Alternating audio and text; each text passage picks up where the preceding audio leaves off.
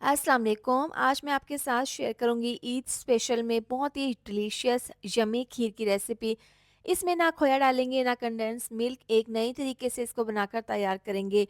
अगर आप इसको आने वाली ईद पर बनाएंगे ना तो आपको खाकर मज़ा आ जाएगा। रेसिपी अच्छी लगे तो फ्रेंड्स और फैमिली के साथ ज़रूर शेयर करें।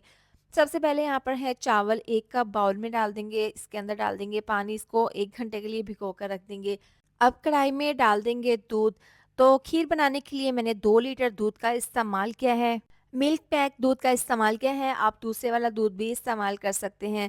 तो सबसे पहले इसको हम डाल देंगे कढ़ाई में। अभी चूल्हा नहीं जलाया, तमाम दूध डालने के बाद चूल्हा जला देंगे और दूध को हम उबलने के लिए रखेंगे। जैसे ही दूध में उबाल आएगा तो नीचे से आँच बिल्कुल स्लो कर देंगे और इसमें चम्मच को चलाते हुए इसको पकने के लिए रखेंगे। अब यहाँ पर डाल देंगे हम चावल।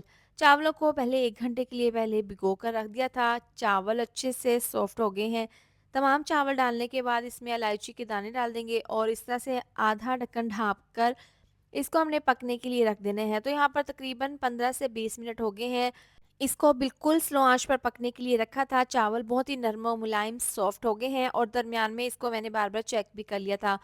तो ये तरीका बहुत ही आसान है खीर बनाने का। पहले आपने चावलों को अच्छे से भिगो देना है, इसके बाद दूध में डालकर जैसे ही पकाएँगे ना तो ये बहुत जल्दी पक जाएँगे।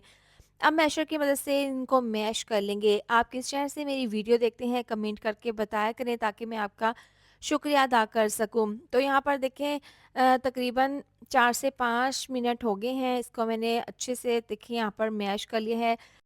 चावल बहुत ज़्यादा सॉफ्ट थे इसलिए बहुत अच्छे से ये मैश हो गए हैं। अब इस पॉइंट पर हम चीनी डाल देंगे। आपने नीचे से आँच बिल्कुल स्लो ही रखनी है वरना तो खीर कढ़ाई के नीचे लग जाएगी। तो चीनी 1 कप डाल देंगे।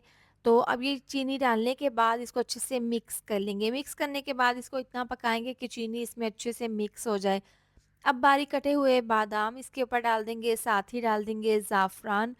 ये इस तरह से डाल देंगे इसमें तकरीबन 2 से 3 चुटकी। अब ये डालने के बाद इसमें 4 चम्मच डाल देंगे देसी घी। इससे ना बहुत ही ज़बरदस्त सा और बहुत ही अच्छा-सा फ्लेवर आ जाएगा। अब इसको अच्छे से मिक्स कर लेंगे। चीनी इसमें अच्छे से मिक्स हो गई है।